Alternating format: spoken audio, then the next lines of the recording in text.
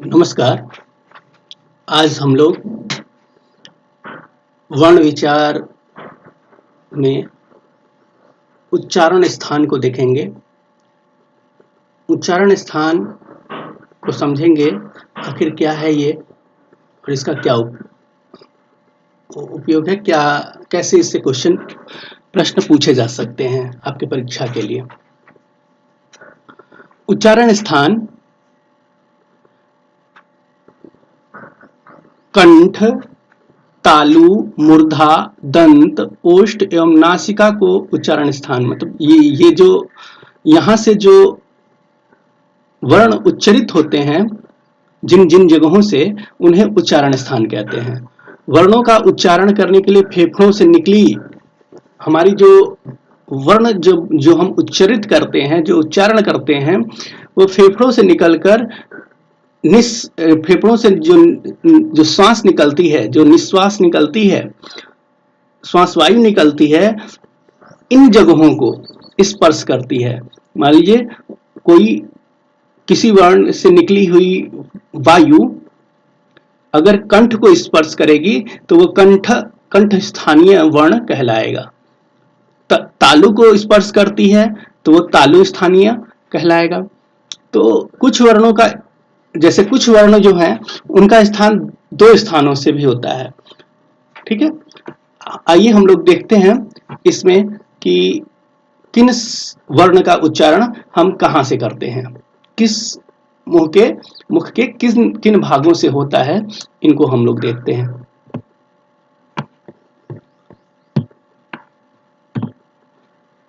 हमारा उच्चारण स्थान चल रहा है, इसमें विभिन्न जो स्वर हैं, व्यंजन हैं, जिनको हम लोगों ने पिछली कक्षाओं में पढ़ा, इनके उच्चारण को बताया गया है कि ये वर्ण कहाँ से उच्चरित होते हैं। इनको जानने के लिए अगर आप कुछ यहाँ पे कुछ सूत्र लिखे हुए हैं, यहाँ पे इन सूत्रों को अगर आप ध्यान में रखेंगे तो आप कई दिनों तक बिना किसी परेशानी के आप बड़े आसानी से किसी भी वर्ण का उच्चारण स्थान बता सकते हैं। पेपर में, परीक्षाओं में पूछ दिया जाता है, जैसे कि क का उच्चारण स्थान क्या है, मतलब क कहां से उच्चरित होता है, री कहां से उच्चरित होता है, री का उच्चारण स्थान क्या है, री का उच्चारण स्थान क्या है। ऐसे कई प्रश्न आपके पेपर में पूछ दिए जाते हैं। तो इन प्रश्नों को कैसे हल करें, क्या है ये प्रश्न और ये क्यों पूछे जाते हैं, इनको हम जानें। ये देखिए, बहुत ही महर्षि पाणिनि ने बड़े ही वैज्ञानिक ढंग से और बड़े ही आंतरिक दृष्टिकोण देते हुए, बहुत ही सूक्ष्म अध्ययन करते हुए यहाँ पर हमें उच्चारण स्थान को प्रस्तुत किया है। यहाँ पे हम लोग देखें, अगर आप सूत्र को, ये सूत्र है, इधर इस साइड में सूत्र रखा गया है, अगर इस सूत्र को आप अपने स्मरण में रखेंगे, अपनी स्मृति में रखेंगे, तो निश्चित ही बिना किसी परेशानी के आप किसी भी वर्ण का उच्चारण स्थान बता सकते हैं। जैसे ये सूत्र है पहला, अकुह विसर्जनीयानाम कंठः। अकुह विसर्जनीयानाम कंठः। अब इससे हमें क्या समझना है, कंठ से उच्चरित होने वाले वर्णों को यहाँ पर इस सूत्र में बताया गया है। कंठ जो गला है हमारा, इनके बारे में, मतलब यहाँ से हमारे गले से, मतलब हमारे फेफड़ों से निकली हुई वायु कंठ को जब स्पर्श करती है तो हमारे ये कंठ स्थानीय वर्णों का उच्चारण हम कर पाते हैं।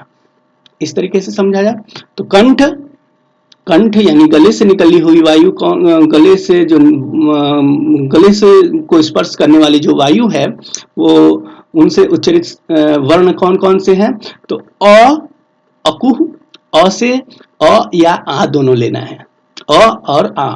कु मतलब का वर्ग है, ह यानी ह है, और विसर्जनीय और विसर्ग, इनका उच्चारण स्थान कंठ होता है। ऐसे समझिए, यहाँ पे दिया हुआ है अ या आ स्वर में हम अ या आ का उच्चारण करते हैं। कु का मतलब क्या है? क ख ग घ अंग, और ह यहाँ पे गलती से य दिया गया है, ये य यहाँ पर नहीं होगा, ये नीचे चला जाएगा। इसको अभी समझ लिया जाए। य यहाँ पे आ जाएगा, र यहाँ पे आ जाएगा और ल यहाँ पर आ जाएगा। ये मिस्टेक हुआ है, टाइपिंग मिस्टेक है, तो इसको य को यहाँ पे कर लिया जाए, र को यहाँ पे और ल को यहाँ पर कर लिया जाए। तो एक बार फिर से, अकुह विसर्जनीय नाम कंठ। अकुह विसर्जनीय नाम कंठ का तात्पर्य क्या है? अकुह, अ से अ या आ, कु से कवर्ग क ख ग घ अंग, ह से ह, और विसर्जनीयान विसर्ग, जो विसर्ग हम पढ़ते हैं उनका उच्चारण हम कंठ से करते हैं, कंठ से करते हैं। ये कंठ स्थानीय वर्ण है। अब आपसे पूछा गया कि क का उच्चारण स्थान क्या है, तो आप कहेंगे कि कंठ। क का उच्चारण स्थान कहां से हो रहा है? क का उच्चारण हम कहां से कर रहे हैं? कंठ से कर रहे हैं। इचु यसानाम तालु। अगला है इचु यसानाम तालु। इचु यसानाम तालु का तात्पर्य क्या है? ई से छोटी बड़ी ह्रस्व दीर्घ दोनों को ले लेना है। ई चु, चु मतलब चवर्ग, च छ झ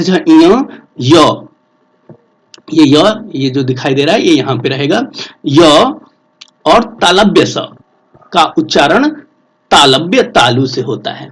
यानी हम इनका उच्चारण, इन वर्णों का उच्चारण हम तालु से करते हैं। ई मतलब इचु, ई का मतलब ह्रस्व दीर्घ चु, चवर्ग, य, तालव्य स का उच्चारण तालु से होता है। यहाँ पे स्पष्ट किया गया है। ऋतु ऋषाणाम मूर्धा। ऋतु ऋषाणाम मूर्धा का क्या तात्पर्य है? री चाहे ह्रस्व हो या दीर्घ हो, टू मतलब टठ डढ़ अण, कु चु टू तू कु, आगे बताया गया था कि टू का मतलब क्या है? यहाँ पर टवर्ग से है, तो टू टठ डढ़ अण, और र, ऋतु र का उच्चारण हम कहां से करेंगे? मूर्धा से करते हैं। और मूर्धन्य स, ये मूर्धन्य स कहलाता है, इसको हम मूर्धन्य स कहते हैं। मूर्धन्य स कहने का तात्पर्य क्यों है? क्योंकि इसका हम उच्चारण ही मूर्धा से करते हैं, इसलिए इसे मूर्धन्य स कहा जाता है। इसलिए आप सामान्य भाषा में प्रयोग भी करते होंगे, मूर्धन्य स, दंत्य स, तालव्य स। इसको ये भी स है, ये भी स है, और ये भी स है। इनको तालव्य स कहते हैं क्योंकि ये इनका उच्चारण हम तालु से करते हैं। इसका उच्चारण हम मूर्धा से करते हैं, इसका उच्चारण हम दंत से करते हैं, इसलिए ये तालव्य स, मूर्धन्य स, दंत्य स कहे जाते हैं। लिट्टुलसानाम दंता। ली मतलब दांत से कौन कौन से होते हैं? दांत की सहायता से ली, ठीक है।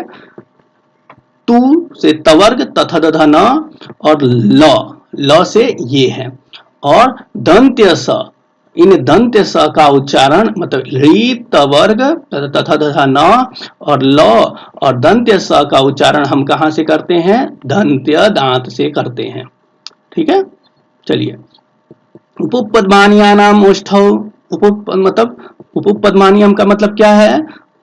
उ मतलब ह्रस्व उ, दीर्घ उ, और उ से पवर्ग प फ ब भ म, और ये हमारे हैं, इनको हम अह कहते हैं। ये अर्ध विसर्गी कहे जाते हैं।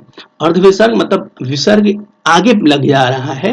ये वैदिक वर्ण है, ये वेदों में प्रयुक्त होते हैं। ये सामान्य संस्कृत में इनका प्रयोग देखने को नहीं मिलता है। इनका उच्चारण हम ओष्ठ से करते हैं, ओंठ से करते हैं, ठीक है। अब ये तो बता दिया गया आपको, मतलब आपका कवर्ग मालूम चल गया, चवर्ग मालूम चल गया, टवर्ग मालूम चल गया, तवर्ग मालूम चल गया, पवर्ग मालूम चल गया।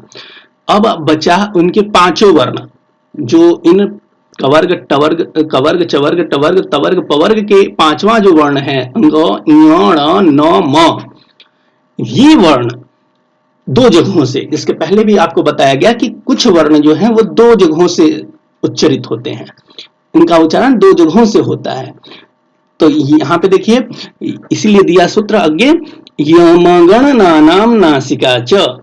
यमगण, य मतलब छ छ छ इ का, म तथ तथ न प फ ब म का, अंग क ख ग अंग का, ण और न का उच्चारण हम नासिका च मतलब नासिका से भी करते हैं। इसका मतलब क्या है? नासिका से भी करते हैं मतलब आपको पहले ही बताया गया कि कवर्ग में अंग आ रहा है, यानी अंग का उच्चारण हम कंठ से भी करते हैं और अंग का उच्चारण हम अनुनासिक वर्ण कहे जाते हैं, अनुनासिक स्वर कहे जाते हैं। ये इनका उच्चारण हम नासिका से भी करते हैं, यानी अंग का उच्चारण कंठ से भी होता है और नासिका से भी होता है। इ का उच्चारण हम तालु से भी करते हैं और नासिका से भी करते हैं। ण का उच्चारण हम नासिका मूर्धा से भी करते हैं, नासिका से भी करते हैं। नासिका यानी नाक से करते हैं।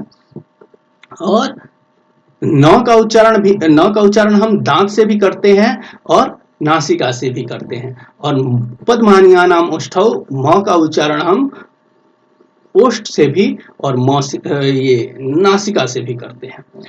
ठीक है, इसलिए सूत्र है यमगणनानां नासिका च। य ग ण न म का उच्चारण हम अनुनासिक यानी नाक से भी करते हैं। इसलिए इसे अनुनासिक वर्ण कहा जाता है। नाक से उच्चरित किए जाने वाले जो स्वर हैं या व्यंजन हैं उन्हें हम अनुनासिक वर्ण कहा जाता है। ठीक है, आगे है एदैतो कंठ तालु। एदैतो कंठ तालु का तात्पर्य क्या है? ए दई तो कंठ तालु, यानी हम यहाँ पर दो उच्चारण करने वाले जगहों से इनका हम उच्चारण करते हैं। यानी ए तो ए और ऐ का उच्चारण हम कंठ और तालु से करते हैं। कंठ और तालु जब ये दो जगहों से जाकर के हमारी फेफड़ों से निकली हुई वायु इन जगहों पे टकराती है, स्पर्श करती है, तो ये ए और ऐ का हम उच्चारण कर पाते हैं। ठीक है,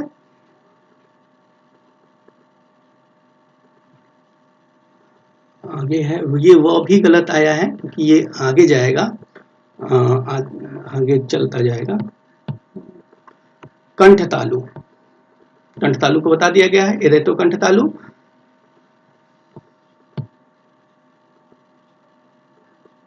हाँ, अब देखिए ये आगे है उदौतो कंठोष्ठम।